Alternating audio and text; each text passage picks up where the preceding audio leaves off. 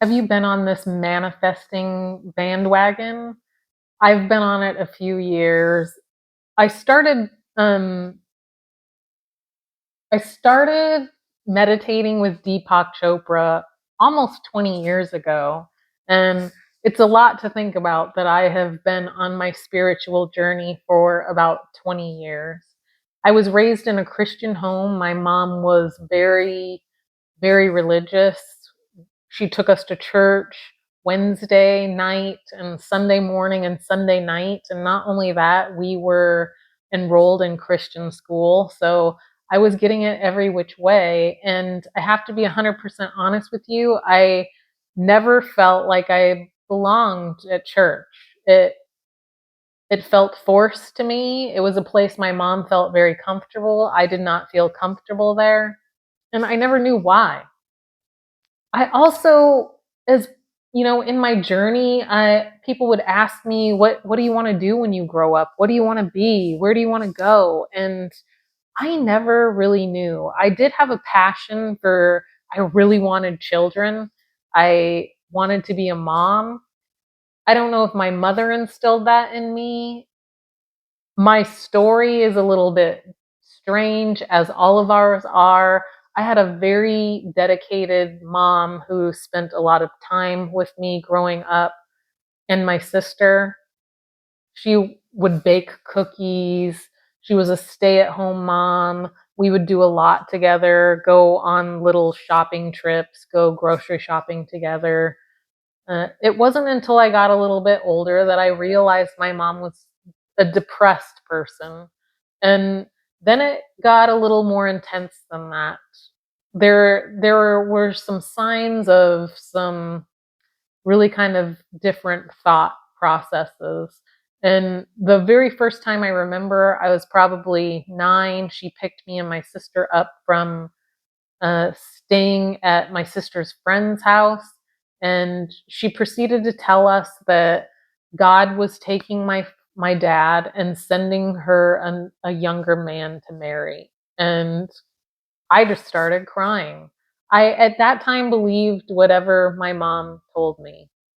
I thought she could do no wrong. I thought she was the end all and be all and knew everything.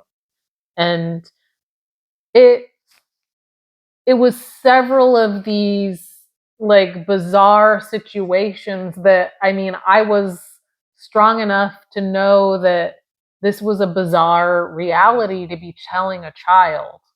So it just kept snowballing, and I won't go into a lot of details, but it was a lot of paranoia and just a reality that just isn't like anybody else's. And it later became like very untrusting and paranoid and thinking everybody was after her, even her own children. It was a lot.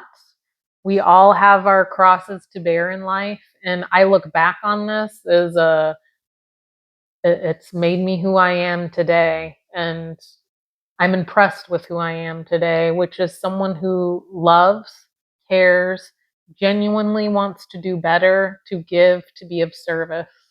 And what that's about today is unraveling to you what I have learned about manifesting. And it's not necessarily about manifesting everything that you wish.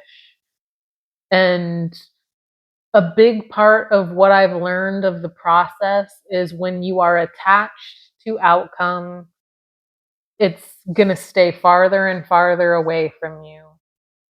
What I have learned for me in my manifestation process is being very intentional with what I want, intentional of what that feels like, really taking time to live that, live it in my mind and feel what that feels like, and feel what that person is that dominant vibration that I'm envisioning, and immerse myself in that, and immerse myself in it a few times a day. And what I like to do, I call it rampaging, and Abraham Hicks taught me that, is I really love to meditate in silence and really connect with that inner source inside me and touch base with that authentic truth.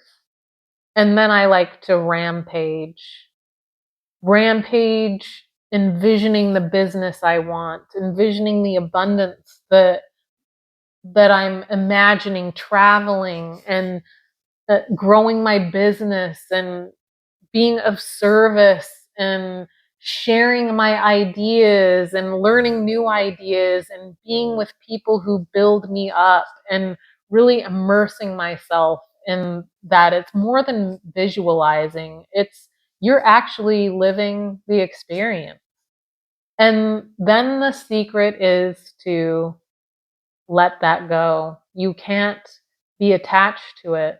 And what I do is I surrender that to understand that the universe knows what's best for me. And my life will unravel as it is meant to unravel, and it will continue to unfold as it unfolds. And it's really about gratitude and enjoying that process. So really letting go of ideas, letting go of this attachment. And another thing that I have done very recently, after I really took a look at my relationship with money, I started dating money. I date money every morning. Sometimes, if I can't get to it in the morning, I really try to do it every day, 5 to 10 minutes. And my new relationship with money is that I don't have attachment to outcome. I Every time I buy something, I say namaste or arigato or gratitude, complete and utter gratitude for these purchases that I'm making and how fun it is to make them. Or when I receive a new order online for my Yamaste cream, I really involve myself in the feeling of how much I appreciate that order, but also the purpose behind my cream and the love that I'm sending and the wellness and the high vibrations and what that means to me and how I'm giving a piece of what I believe in to other people and sending them wellness and good vibes. It's all about our mindset. And it's very important to understand where your mindset's at. And believe me, I have been in these moments where I'm like, well, I've done it all and it's not working. But why isn't it working? I've done it all. I do the meditations, I'm doing everything right, but you're still having to take a look at, I feel like I've done everything right. What need to be aware of that, where you're at, and humble yourself to you don't know it all, and surrender that. Surrender that it doesn't have to unfold your way. It could possibly unfold in a more divine way than you could ever even imagine, right? So this is just a few keys that have been working for me in manifestation and really letting that go and not attach myself to it. And it will unfold for me in a more divine way than I ever imagined.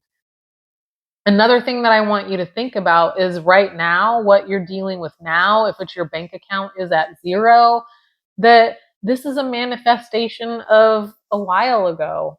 It is not a manifestation of where you're at now. And like Abraham Hicks tells us, make the most important part of your day is how you're feeling today. Because where you're at today, if we're focusing on the now and what it looks like now, we're going to get more of that. We're going to get more of what we focus on. And I can't tell you that this has been like raised like loudly, and it's loud and clear to me now that if I am seeing something, if it's a reflection that I don't like, it's a say thank you, because this is teaching you something. It's telling you where you are. It's a mirror of something inside of you.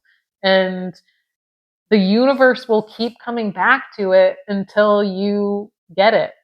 And thank you, universe, for showing me again and again. And you have to think, though, some people will never come out of that.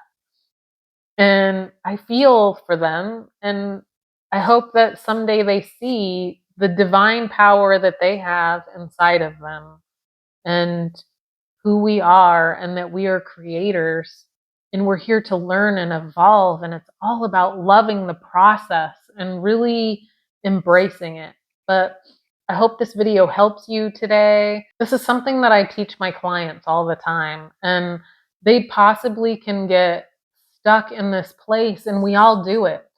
But there's something to be learned there. And when you have a voice from the outside saying, well, you know what, Carol, you're saying that you figured it all out, but this is what your life is showing you.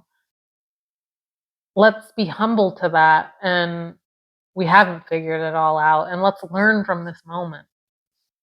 I love you guys. Until next time. I hope you enjoyed this video. Please don't forget to like and subscribe because it really helps out my channel. And I love you. Keep being badass.